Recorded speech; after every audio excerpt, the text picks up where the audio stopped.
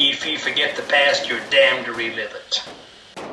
This is what Joe Todd thinks about every day as he pursues his passion. Joe Todd is a U.S. Army veteran who served for 30 years. He served in Vietnam and the Gulf War as both an official mechanic for helicopters and a civil affairs major.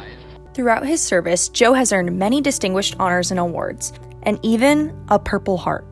In Vietnam, he experienced a mortar attack at night. While fleeing to a bunker with the other men, he slung himself into a barrel at the entrance and sliced open both hands. And I never thought I'd get a Purple Heart. But I thought you had to get shot or some major, get an arm blown off to get a Purple Heart. Due to his service, Joe accumulated a lot of unique stories beyond just the war zones. And they were starting to set up the George Bush Library. And they said, President Bush read your journal. He wants everything you have.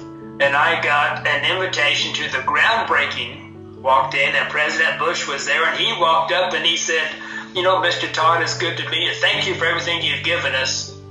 And then I saw Barbara Bush, and I walked up and I said, Mrs. Bush, may I shake your hand? And she said, you may not. May I shake your hand?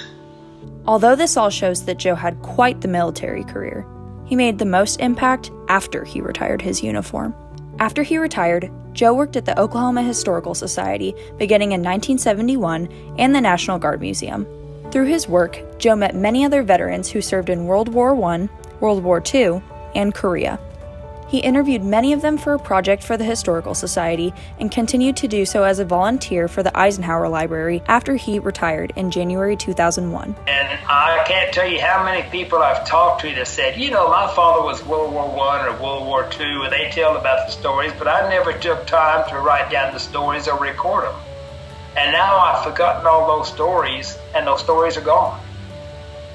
And that's why we do these interviews, to preserve these stories.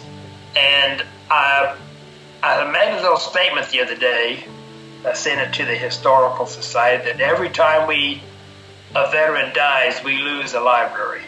Since becoming the Oklahoma Historical Society's oral historian in 1982, Joe has recorded over 2,300 interviews. I don't think people in general realize how much time the interviews take. He does the interview, and those are anywhere from maybe 30, 45 minutes to one as long as 6 hours. And then he takes those home and he transcribes those, and transcribing them takes a lot longer than the interview.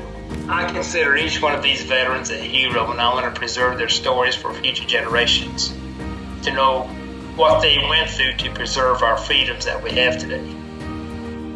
He conducted it in a manner that made you feel good when you were finished, and it made you feel like you were proud to be an American citizen and to have been represented in the United States in World War II. Joe's work has impacted countless people's lives. I'm not a hero. I'm not a hero.